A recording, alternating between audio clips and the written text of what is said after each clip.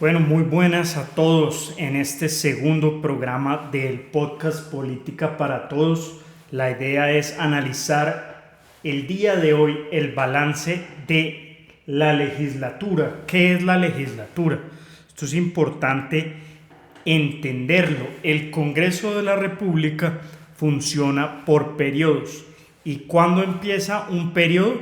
El 20 de julio. Y concluye el 20 de junio del siguiente año. Normalmente las leyes ordinarias se tienen que aprobar en máximo 2 legislaturas en las cuales se les debe dar 4 debates. Ese es el marco que reglamenta el funcionamiento del Congreso.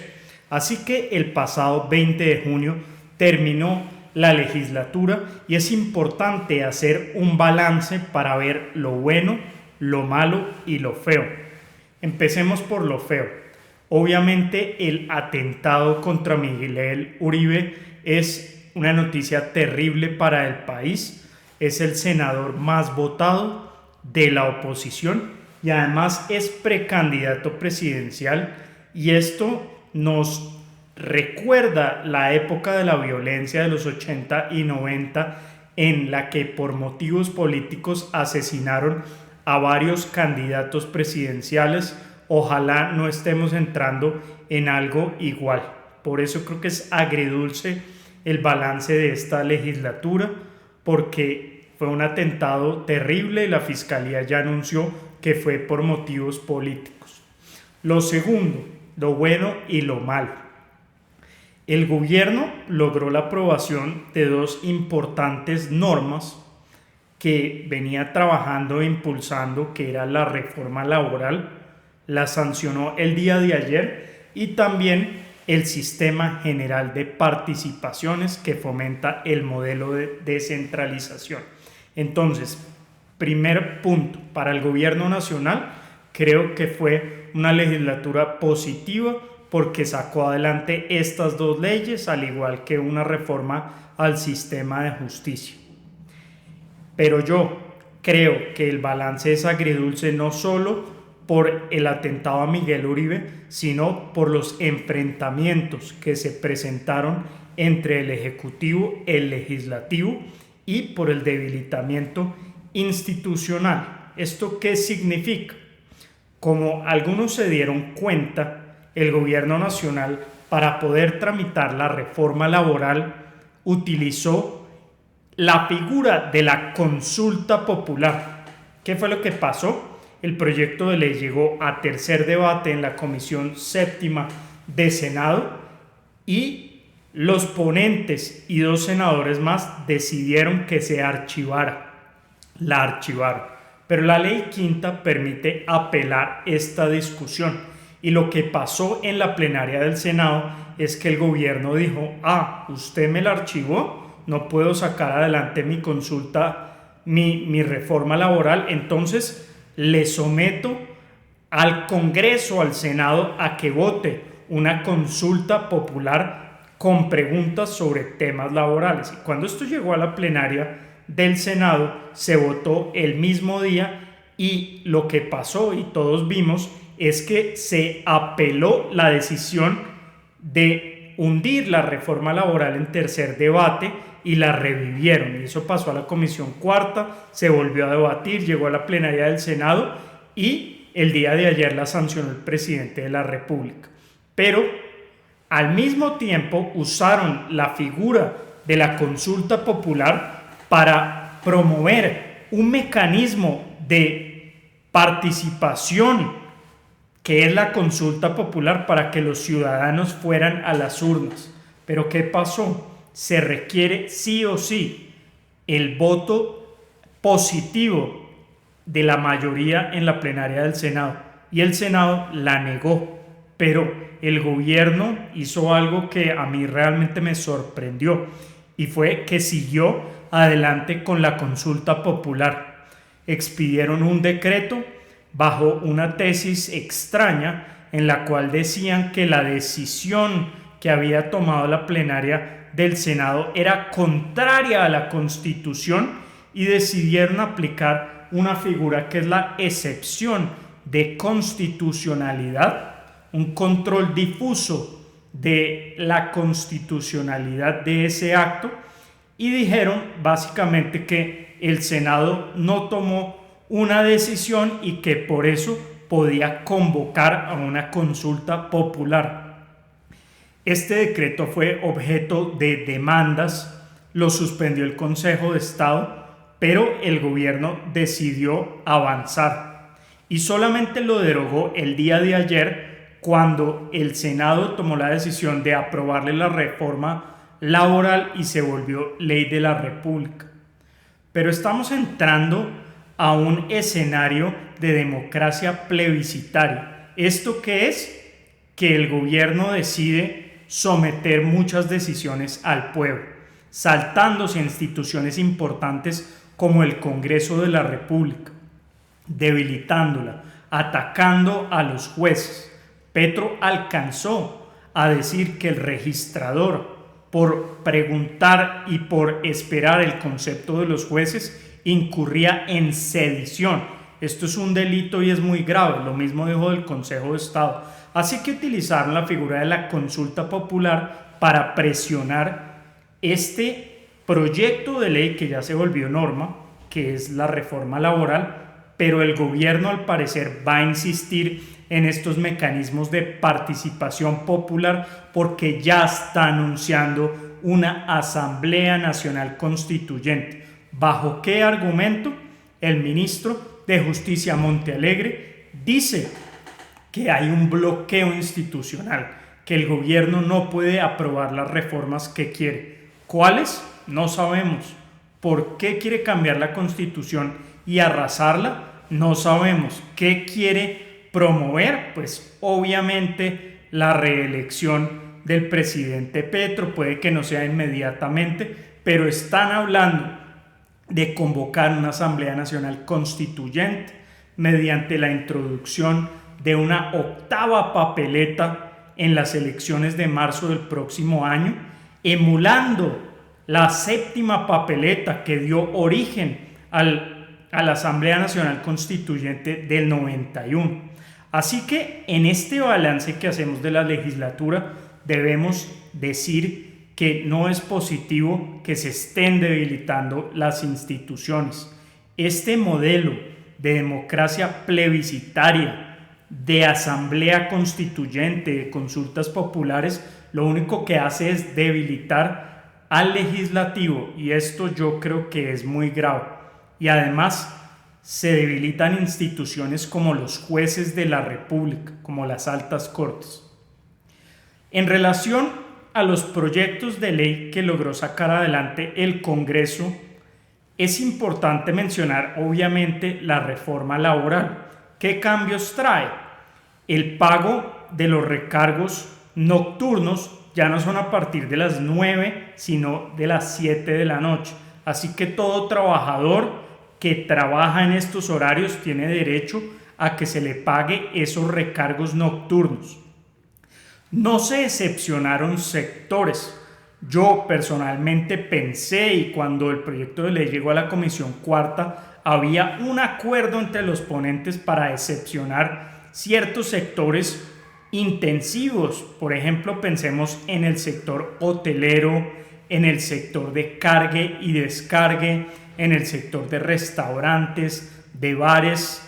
Ellos viven de una actividad intensiva en la noche y van a tener que pagar recargos nocturnos. Además, los domingos y festivos se va a tener que pagar un recargo del 100%.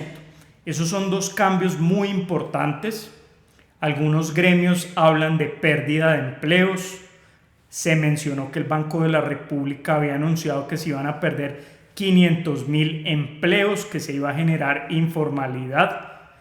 Gremios como FENALCO están preocupados con el sector de tiendas, de cigarrerías que viven de este negocio del día a día, de la venta de bebidas alcohólicas. Vamos a ver qué pasa. El gobierno se comprometió a presentar el 20 de julio un proyecto de ley de alivio a las micro y pequeñas empresas con líneas de crédito, proyectos productivos. Eso anunció el ministro Sanguino, no sabemos si el gobierno va a cumplir o no. Yo creo que eso lo van a incluir en la reforma tributaria que están anunciando, pero ese tema lo vamos a discutir más adelante. El tercer tema que se aprobó en la reforma laboral es el contrato de aprendizaje de las personas, por ejemplo, del SENA, que están haciendo un estudio tecnológico, un técnico. Ellos ahora, en vez de celebrar ese contrato de aprendizaje, van a celebrar un contrato laboral a término definido, a término fijo. ¿Esto qué implica? Que van a ganar más, que van a tener experiencia laboral. ¿Cuál es el riesgo? Que las empresas tienen la opción de contratarlos o no. Y si no los contratan, tienen que pagar una multa que vale aproximadamente 1.500.000 pesos, una compensación. Entonces muchas empresas están haciendo cuentas de cuánto les cuesta pagar esa compensación, esa multa, versus contratar o no a los aprendices, porque si se encarece. Ahora pueden llegar a pagar 2.500.000 pesos por cada uno de los aprendices, así que vamos a ver qué va a pasar con ellos. La segunda norma importante es el Sistema General de Participaciones. Esto, en resumidas cuentas, es que se promueve un modelo de descentralización en el cual el gobierno nacional siempre le tiene que hacer transferencias a los entes territoriales, a los departamentos. Y esas transferencias el día de hoy están del orden del 20%, pero esto a los próximos 12 años paulatinamente va a llegar al 39.5% en transferencias.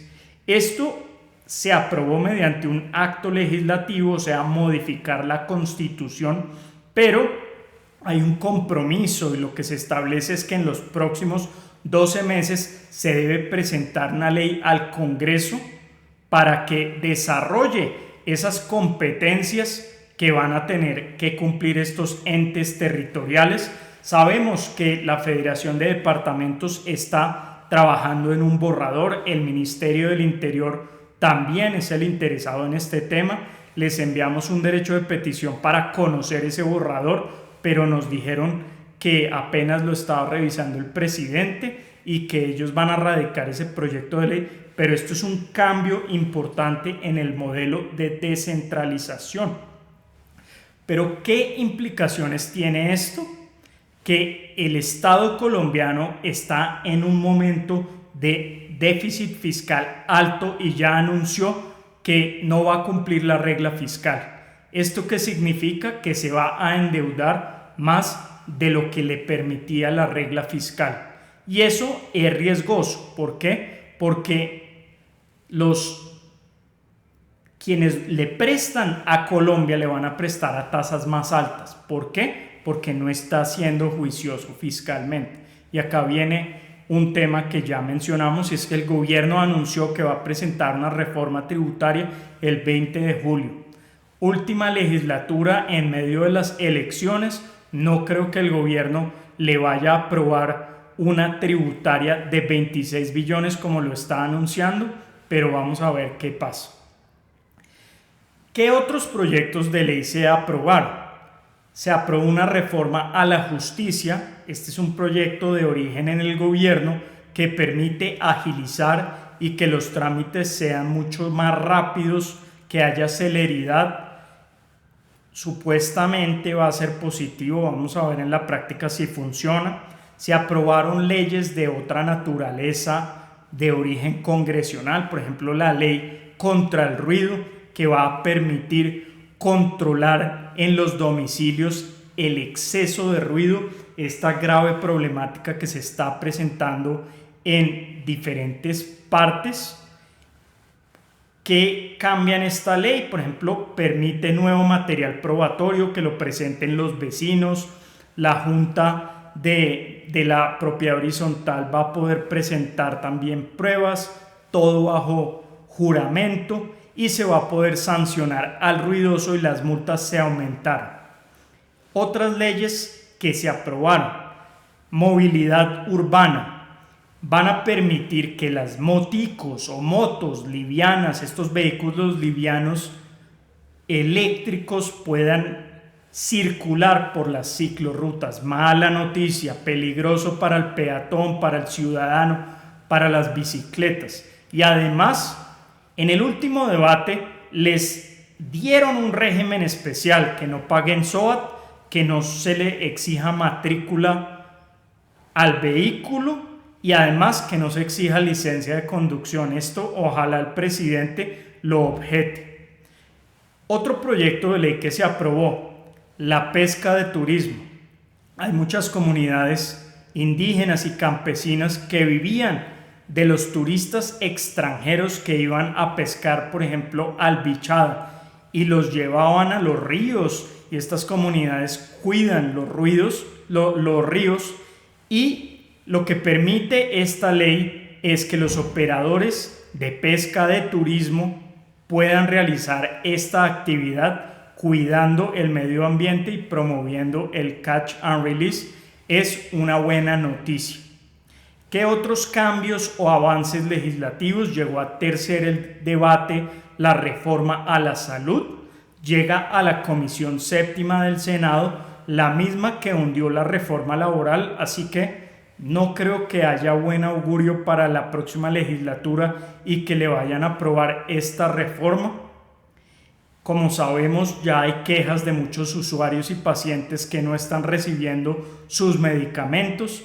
El gobierno quiere sacar del negocio a las EPS y estatizar el modelo, y eso es lo que busca el proyecto de ley, pero hay muchas quejas sobre los retrocesos en el modelo y en eso estamos ahora. No creo que se vaya a aprobar ese proyecto de ley. Temas negativos. Al gobierno se le hundieron algunos proyectos de ley. El principal fue la reforma tributaria que presentó. Buscaba recaudar el año pasado, tenía que aprobarse máximo antes del 31 de diciembre para que entrara en vigencia el siguiente año. El Congreso no se la aprobó. ¿Por qué? Porque el gobierno, con sus estimaciones de recaudo fiscal para los años 2024 y 2025, la verdad se descachó. Al parecer estaban inflados, entonces en el papel aprobaban un presupuesto general de la nación por un monto, el recaudo era menor y eso empezó a generar problemas fiscales porque distintas entidades se quedaron desfinanciadas. El gobierno entonces habla de recortes presupuestales, le está quitando el presupuesto al metro de Bogotá y el Congreso castigó esto. Estos números que definió el Ministerio de Hacienda no se cumplieron en cuanto a recaudo, y lo que hizo el gobierno fue, como no vamos a cumplir, entonces aprueben una reforma tributaria que recaude 25 billones de pesos para solucionar el problema. Pero el Congreso consideró que eso estaba mal, que los números que hicieron no se ajustaron a la realidad y por eso decidió no aprobar la reforma tributaria. Este fue un choque importante nuevamente entre el Ejecutivo y el Legislativo. El presidente acusó varias veces a Efraín Cepeda, el presidente del Senado, de querer sabotear al gobierno nacional. Como les mencioné, la reforma a la salud llegó a tercer debate, no creemos que se vaya a aprobar. ¿Qué viene para la próxima legislatura?